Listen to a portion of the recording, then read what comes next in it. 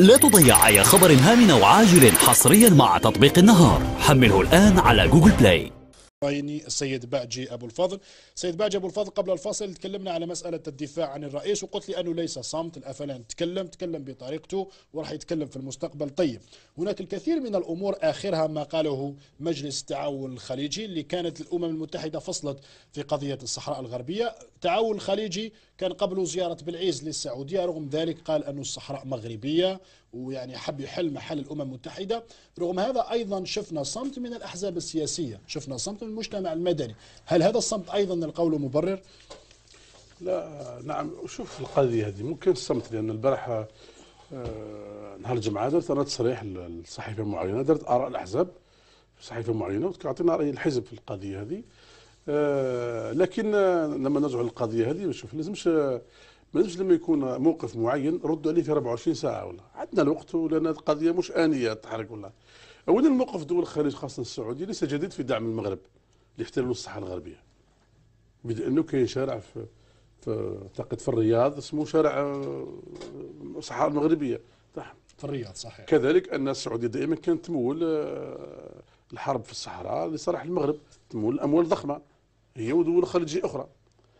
لكن هذا الموقف احنا كنا نتمناو ان دول الخليج داروا موقف في مطالبه المغرب في تحرير سبتهم ديلا وجزر ليلى والمعدنوس. كنا نتمناو هذه، يعني كيف تخلي بلاد عندها 5 قرون مستعمره من طرف احتلال تخليها وتكلم على قضيه فيها شعب اخر عربي مسلم يكافح من اجل بلده. طيب سيد باجي، انا سؤالي التالي هو انه انت لا قلت لي ردينا على هذه المساله. هناك فرق انه تصريحك يكون متوجه من الداخل نحو الداخل، معناها راي عام داخلي، لكن احنا نلاحظ او نشعر انه ليش عندنا راي عام خارجي. معناتها احزابنا تصب في الداخل، مجتمعنا المدني يصب في الداخل، مؤسساتنا تصب في الداخل، في الحين انه الوقت الحالي الان مطالبين انه نصنع خاصه في الراي العام الخارجي.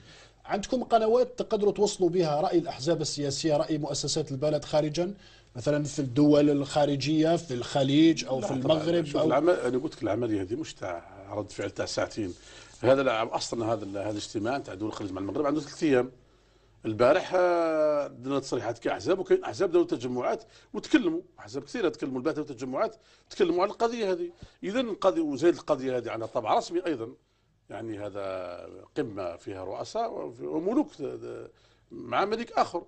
يعني الجزائر عندها طريقتها كيفاش ترد، وانتم تعرفوا من الدبلوماسية الجزائرية والسياسة الخارجية الجزائرية اللي مبادئها من الثورة، والآن يقودها رئيس الجمهورية واحد من أكبر الدبلوماسيين في العالم، أو عارف كيفاش يجاوب السعودية أو غيرها بالطريقة المناسبة وبالأسلوب المناسب. يعني ما لازمش، هذا مش أسلوب نتاع فوضى ولا كذلك. أيضا أنتم وسائل الإعلام عندكم أيضا دور، تكلموا على الصحراء الغربيه، ترجعوا الاشرطات، طيب ديروا ندوات صحفيه. هذه معليش يا سيد باجي، انت قلت لي رئيس الجمهوريه والدبلوماسيه الرسميه، قلت